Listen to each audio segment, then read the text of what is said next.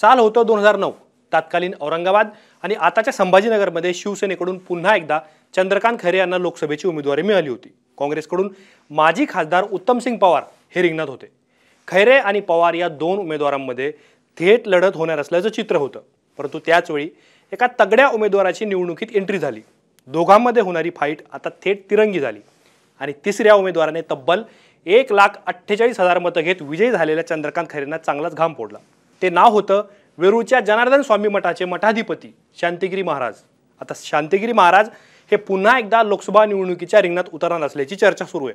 परंतु यावेळी संभाजीनगर नाही तर नाशिकमधून बाबा निवडणूक लढणार असल्याचं सांगितलं जात आहे. शांतिगिरी महाराजांनी थेट वर्षा बंगल्यावर मुख्यमंत्री एकनाथ शिंदे यांची भेट घेत संभावित उमेदवारीवर चर्चा केल्याचं समजतं. पक्ष कोणताही असो, तिकीट मिळो अथवा न मिळो, यंदा मात्र लोकसभा लढवणारच असा निर्धार केलेले शांतिगिरी महाराज कोण आहेत, त्यांचं प्रभाव क्षेत्र काय आहे आणि नक्की ते निवडणूक कुठून लढू शकतात, या प्रश्नांची उत्तरं जाणून घेऊयात. नमस्कार, मी अतिक्षक आणि तुम्ही पाहताय मुंबई तक. देशातील 12 ज्योतिर्लिंगांपैकी संभाजीनगरमधील घृष्णेश्वर हे महत्त्वाचं ज्योतिर्लिंग. लेण्यामुळे हे ठिकाण जगप्रसिद्ध मानलं जातं.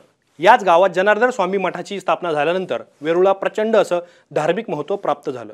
जनार्दन स्वामी उर्फ बाबा महाराज हे या मठाचे पहिले मठाधिपती. सन 1989 साली त्यांचं निर्माण झालं आणि त्यानंतर त्यांचा उत्तराधिकारी नेमण्यात आला. त्यांचं नाव होतं शांतिगिरी महाराज किंवा मौनीगिरी महाराज. तब्बल 12 वर्ष मौन पाळल्यामुळं त्यांना मौनीगिरी महाराज असं म्हटलं गेलं.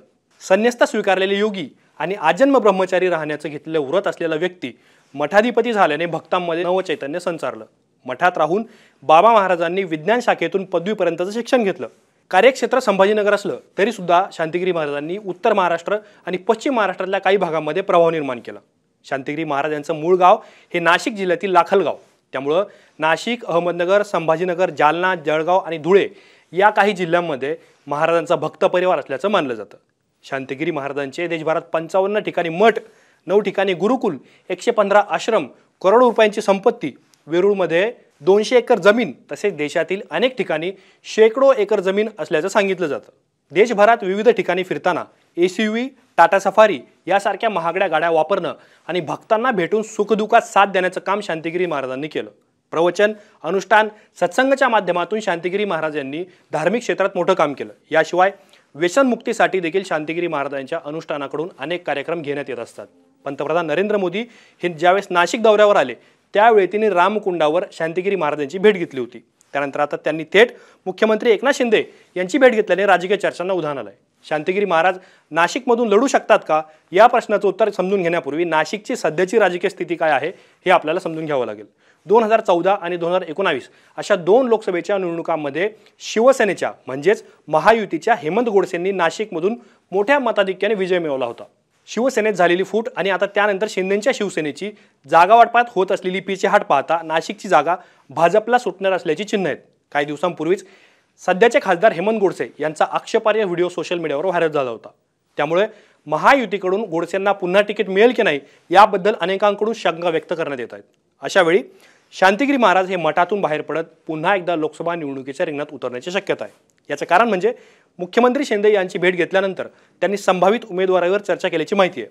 याशिवाय पुढील काही दिवसांत ते महाराष्ट्र नवनिर्माण सेनेचे अध्यक्ष राज ठाकरे यांची देखील भेट घेणार असल्याची माहिती माध्यमांतून समोर आली. 2009 साली संभाजीनगरमधून पराभव झाल्यानंतर शांतिगिरी महाराज हे राजकारणापासून दूर गेले. परंतु राजकारणाचं शुद्धीकरण व्हावं असं सांगत बाबांनी नाशिक लोकसभा मतदारसंघातून निवडणूक लढण्याची तयारी सुरू केली. शांतिगिरी महाराज यांच्या सांगण्यावरून बाबांच्या भक्तांनी औरंगाबाद निवडणूक कार्यालयातून 2 उमेदवारी अर्ज सुद्धा घेतलेत. शांतिगिरी महाराज सध्या वेगवेगळ्या जिल्ह्यातील भक्तांशी बैठका घेत असून पुढील रणनीती आखत असल्याचं सांगितलं जात आहे. नुकतंच शांतिगिरी महाराजांच्या मार्गदर्शनाखाली तपोवन येथे धार्मिक अनुष्ठान सोहळा पार पडला. त्यामुळं काहीही झालं तरी यावेळी मात्र बाबांना नाशिकमधून थेट संसदेत पाठवण्याचा निर्धार भक्त परिवाराकडून करण्यात आल्याची माहिती आहे. अशा वेळी संतांची भूमी असलेल्या नाशिकातून शांतिगिरी महाराजांना महायुतीतून उमेदवारी मिळण्याची शक्यता आहे. मुख्यमंत्री शिंदे यांच्या शिवसेनेला किंवा भाजपला नाशिकची जागा सुटली तरी शांतिगिरी महाराज मात्र लढण्यावरती ठाम आहेत. उमेदवारी न मिळाल्यास ते अपक्ष किंवा मनसेचाही पर्याय तपासत असल्याचं सांगितलं जात आहे. ज्यावेळी शांतिगिरी महाराजांनी पंतप्रधान नरेंद्र मोदी यांची भेट घेतली होती त्यावेळी मोदींनी त्यांना लोकसभेची निवडणूक लढण्याच्या सूचना केल्या होत्या, अशी चर्चा राजकीय वर्तुळात आहे. शांतिगिरी महाराज लोकसभा लढवतील का आणि निवडणूक लढवली तर ते जिंकतील का, याबद्दल तुम्हाला काय वाटतं हे आम्हाला कमेंट बॉक्समध्ये कळवा. असेच माहितीपूर्ण व्हिडिओ पाहण्यासाठी मुंबई तकच्या YouTube चॅनलला सबस्क्राईब करायला विसरू नका.